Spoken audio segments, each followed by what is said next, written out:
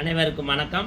நாம் எங்கே இருக்கிறோம் அப்படின்னா கொங்கு நாட்டில் இருக்கிறோம். இப்போ நம்ம பகுதிக்கு வந்து தில்லை நடராஜ எம்பெருமானினுடைய மனப்பூர்வமான ஆசியை பெற்ற ராஜா தீட்சிதர் அவர்கள், மதிப்புக்கும் மரியாதையும் இருக்கக்கூடிய அவர் தந்தையார் தட்சிணாமூர்த்தியினுடைய வம்ச வழியினராக பிரபாகம் எடுத்து வந்து கொண்டிருக்கக்கூடிய ராஜா தீட்சிதர் அவர்கள் வந்து நம்ம திருப்பூருக்கு வந்திருக்கிறாரு. அவரை பற்றி நீங்கள் ஒரு வீடியோ பார்க்க போகிறீங்க. அவர் செய்கிற சேவை வந்து மிகப்பெரிய அற்புதமான சேவையாக வந்து செஞ்சிட்ருக்கிறாரு.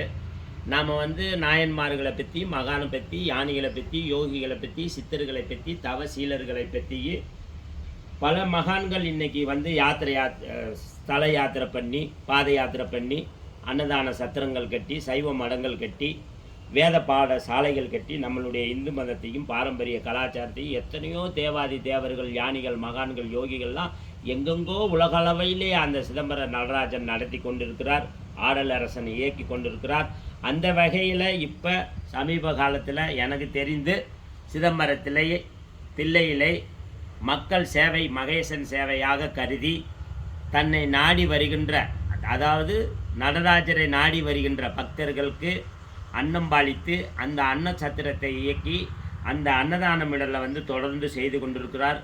அதே போல் வந்து இப்போ வருங்காலத்தில் வேத பாடசாலையும் யாத்திரிகள் வந்து தங்குவதற்கும் சாதுக்கள், சன்னியாசிகள், மகான்கள், யானிகள், சிவசீலர்கள், சிவன் அடியார்கள் பெருமக்கள்னு சொல்லி இவர் சூட்சும முனையில் இந்த ஜீவகாந்த உடலிலே வான்காந்தத்தில் பயணம் பண்ணக்கூடிய அந்த வான்காந்த சித்தர்கள் தன்னுடைய தில்லை வந்து நடராஜர் பெருமானையும் சிவகாம சுந்தரியையும் தரிசனம் செய்து கொண்டு அங்கெல்லாம் சூட்சும வடிவியல் உலாவுகிறார்கள் என்று தெரிந்து கொண்ட நம்மளுடைய ராஜா தீட்சிதர் அவர்கள் இங்கே வந்து நாம் ஒரு மடத்தை கட்ட வேண்டும், ஒரு அன்னதான சாலையை இயக்க வேண்டும், இங்கே ஒரு அன்ன சத்திரம் இயங்க வேண்டும், இங்கு சாதுக்களும் சன்னியாசிகளும் வியாபார நோக்கத்துடன் வந்து தங்காமல் தன்னுடைய உலகமெல்லாம் படி அளக்கக்கூடிய நடராஜர் பெருமானை நாடி வருகின்ற சித்தர்கள், மகான்கள், சிவனடியார்கள் அந்த இடத்திலே அமர்ந்து ஓய்வு எடுத்து இந்த அசுத்த தேகத்தை சுத்த தேகமாக மாற்றி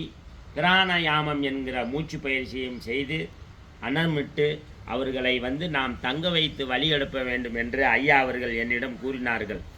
ஆஹாஹா, ஓஹோஹோ, பேரின்பம் பேரின்பம் பேரின்பம் அடைந்தேன். தேனை விட இனிப்பாக இருந்தது அவர் சொல்லும் சொற்கள். ஏனென்றால் இந்த மனிதர்கள் பிறப்பை எடுத்து நாம் சித்தர்களுக்கு, சிவன்களுக்கு, சிவ ஆத்மாக்களுக்கு பல்லுயிர் பெருகும் மக்கள் பணிகை மகேசன் பணியாக இருக்கக்கூடிய அந்த தில்லை அந்தணர்களுடைய வம்சத்திலே உருவாகி கொண்டு இப்படி வந்து சேவை செய்யணும்னு நினச்சிருக்கிறாரே. நாம் கதைகளிலே படிக்கிறோம். அப்பர் வந்தார், சுந்தர் வந்தார், மாணிக்க வாசகர் வந்தார், திருநாவரசர் வந்தார், அன்னசத்திரம் விட்டார், ஆலயம் கட்டினார், தண்ணீர் பந்தல் அமைத்தார் என்று கதைகளில் படித்து இருக்கிறோம். ஆனால் 2000